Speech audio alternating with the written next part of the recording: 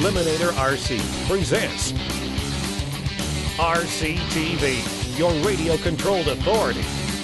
Brought to you in part by RC Pit Stop, bringing the best of RC to BC since 1989.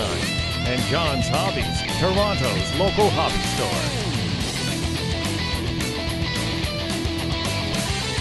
With your host, Nick Rack.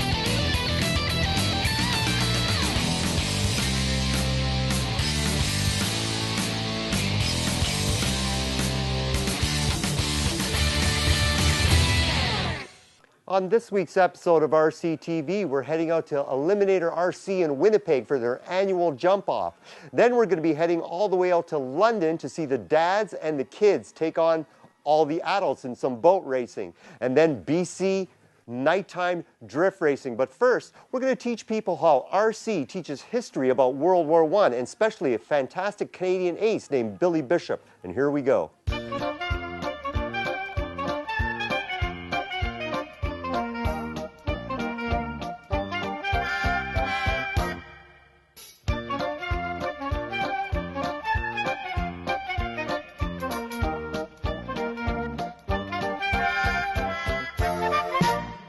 Okay, I'm here today at the Flying Dutchman Scale Rally, and we're here today with Jeff Traberks. Jeff, how you doing, buddy? Good. This plane here, there's a little bit of a history behind it, right? Yes, Now tell me about the history of this plane. Well, it's very exciting because I've studied Billy Bishop for a year. At the same time, he was our first World War I Canadian ace. He had 74 kills, and at the same time, he flew against the Red Baron. And he lived through the war, had gotten married, had a young man, and this fellow became a pilot in the Second World War, and he flew the Hawker Hurricanes in the Battle of Britain. Wow, so there's a long history behind the family, right? Absolutely. Going right back from Billy right to his son and everything. Now this plane here itself, this is a hand-built model too. Yeah. That's right. Now, is it an exact copy of Billy Bishop's plane? Yes, it's pretty close. I got plans and I built it up from plans.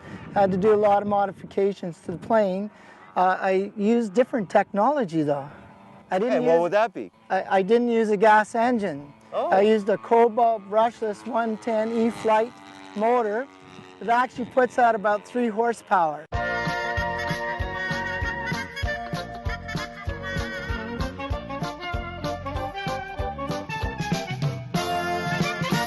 It also has a Lewis gun. He had a double canister. This one here actually fires the gun and has LED lights that flash so you can see the firing in the air. Oh, neat, neat. It's kind of difficult during the sun, but I'm sure we can get a little close-up of it later. Now, what else, besides the gun and everything, what else have you done to it to make it? I noticed you got some kind of, it looks like stitching with some kind of grommets on the side. What's that all about? Absolutely. That's how they got into the mechanism of the aircraft, by undoing this the thread system here to get inside of the controls. Oh, so there wasn't any screws or anything. Exactly. Wow, that's really neat. What I noticed is the wingtips are a little different, and like you were mentioning earlier, historical accuracy of that, right? Exactly. And a lot of was there any reason for that, for that aileron being like that? Absolutely. And what was the reason for it? What it does is it helps stalls the plane tips when it's flying, and actually when you're doing your aerobatics, like in other words you're doing combat, these help stall and actually turn the ship faster, like in a tighter type of maneuvering.